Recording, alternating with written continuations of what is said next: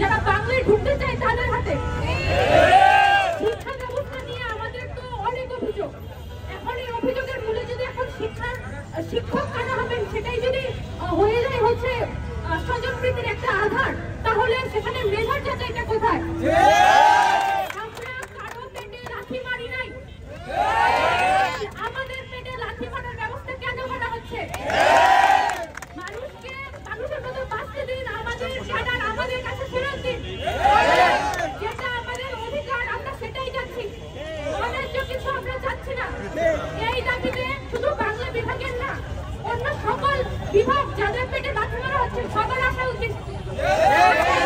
দেশের সমস্ত মানুষদের যারা চান তাদের সন্তানরা একটা ভালো ভবিষ্যৎ পাবে, একটা ভালো পড়াশোনার স্থান পাবে, তাদের উচিত তাদের তারা শিক্ষক হিসেবে বেছে নেবেন সেটা ঠিক করা। আমি জানাতে চাই আপনারা অবশ্যই এই সংস্কারের ব্যাপারটা আপনারা রুখবেন, কোনোভাবেই কোনো ষড়যন্ত্র আপনারা সফল হতে দেবেন না। আমরা বাংলাদেশের সকল বাংলা বিভাগের শিক্ষার্থীদের জন্য দাঁড়াই। এটা বাংলা বিভাগের অস্তিত্বের প্রশ্ন। বাংলা বিভাগের সাথে যে কোনো ধরনের ষড়যন্ত্র চক্রান্ত এটা আমরা অতীতে মেনে নেইনি, 25-এও মেনে নিব না এবং ভবিষ্যতেও মেনে নিব না। আমরা আজকের এই প্রোগ্রাম থেকে হুঁশিয়ারি করে বলে দিতে চাই যে অন্যায্য সিদ্ধান্ত চাপানোর জন্য চেষ্টা করা হচ্ছে, সেই অন্যায্য সিদ্ধান্ত কাল বিলম্ব না করে প্রত্যাহার করতে হবে। এর সাথে সাথে আমরা শুধু বাংলা বিভাগের জন্য কথা বলছি না, আর যে সকল শিক্ষা ক্যাডার রয়েছে, যে সকল পিওর সাবজেক্ট রয়েছে তাদের পক্ষে কথা বলছি।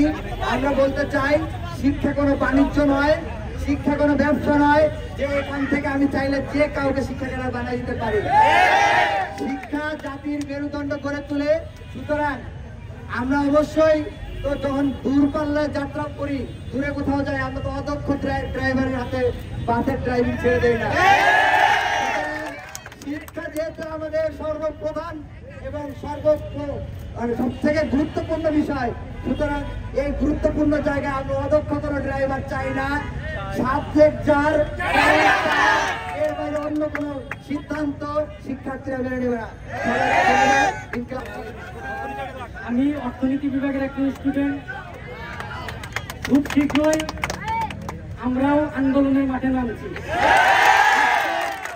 আজকে আমরা এখানে সংহতি প্রকাশ করতে এসেছি এবং এই যে টিএসসি সংস্কার বাদ দিয়ে এই প্রশাসনের সিদ্ধান্ত আমরা কখনোই মেনে নেব না। আমরা শুনতে পাচ্ছি ইকোনমিক্সের সাথে development studies, home economics, health ইকোনমিক্সের সব ঢুকানোর ষড়যন্ত্র চলছে।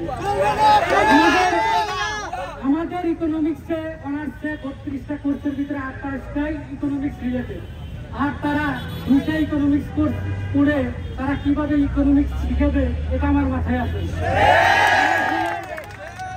তারা অন্য সাবজেক্টে ইকোনমিক্সের যে একটা কোর্স করে তারা আমাদের কাছে আসে একটা প্রাইভেট পড়বে, এলএম, আইএস কার্ড এগুলো বুঝতে, আর তারা স্টুডেন্টদেরকে কিভাবে ইকোনমিক্স কিভাবে কাজ করে, তার যার সাবজেক্ট তার স্ট্রং জোন এবং সেটাকেই সে ভালোবেসে সাবজেক্টটা নিয়েছে। অর্থাৎ শিক্ষকতা পেশায় যে সাবজেক্টে যে পড়াশোনা করছে তার কি যাওয়া উচিত এবং সেই সর্বোচ্চ শিক্ষাদান করতে সক্ষম। অর্থাৎ যার সাবজেক্ট তার ক্যাডার, এটাই একমাত্র সমাধান। কোন রকম ষড়যন্ত্র হলে ঢাকা বিশ্ববিদ্যালয়ের যত শিক্ষার্থী আছে, তাদের নিজস্ব ক্যাডার আছে, তারা প্রত্যেকে রাস্তায় নেমে আসবে। আর একটা 24-এর অভ্যুত্থান, এটা টিএসসি সংস্কারের অভ্যুত্থান হিসেবে পরিচিত হবে। টিএসসি যদি চালাতে পারেন তো চালান, না পারলে চলে যান। সিদ্ধান্ত আমরা কখনোই মেনে নেব না। দাবি আমাদের একটাই, সাবজেক্ট তার, ক্যাডার তার, অন্য কারো এখানে কোনো হস্তক্ষেপ আমরা মেনে নিব না। এই জন্য আমরা অর্থনীতি বিভাগ আজকে বাংলা বিভাগের সাথে আমাদের সংহতি প্রকাশ করছি এবং তাদের সাথে সর্বদা আমরা মাঠে থাকতে প্রস্তুত।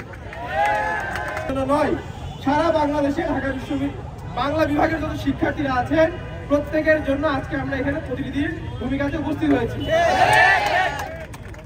আপনারা অবগত থাকবেন যে আমাদের বিগত 1 দশক আগেও ঠিক এরকম একটি প্রহসন আমাদের বিভাগের বিরুদ্ধে করা হয়েছিল।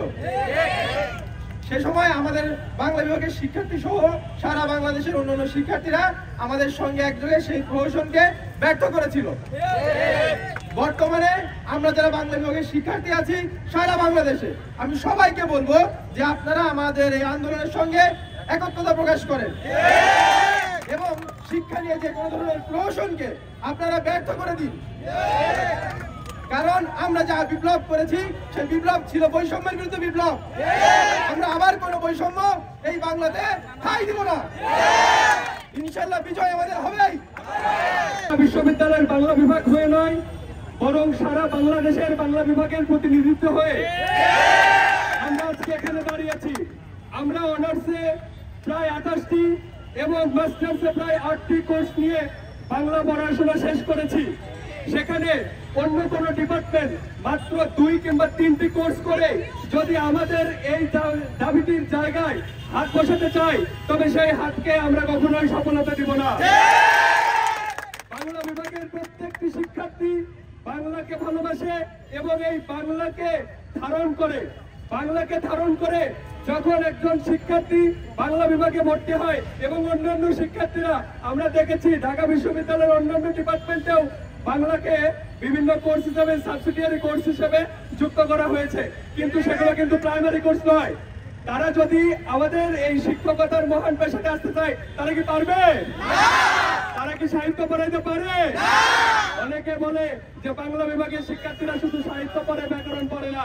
তোমাদের কি মনে হয় বাংলা ডিপার্টমেন্টের শিক্ষার্থীরা কি ব্যাকরণ পারে?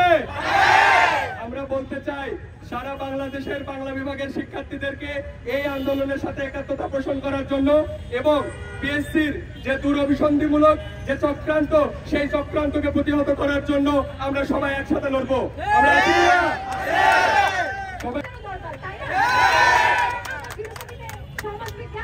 সমাজবিজ্ঞান, ইংরেজি সেগুলো তাহলে শিক্ষার্থীরা বাংলা বিভাগে বাংলা সাহিত্যের সাথে এবং সেই দাবি রাখে সেখানে যদি না হয় তাহলে আমাদের এই বৈষম্য, এত রক্তক্ষয়, এত আন্দোলন, এত কিছুর পরেও কেন আবার এই বৈষম্য? এই ব্যাপারে এই প্রহসন পিএসসির ষড়যন্ত্র, পিএসসির ষড়যন্ত্র, ক্যাডার নিয়ে ষড়যন্ত্র, শিক্ষা নিয়ে ষড়যন্ত্র। 1 2 3 4 nepotism no more, 1 2 3 4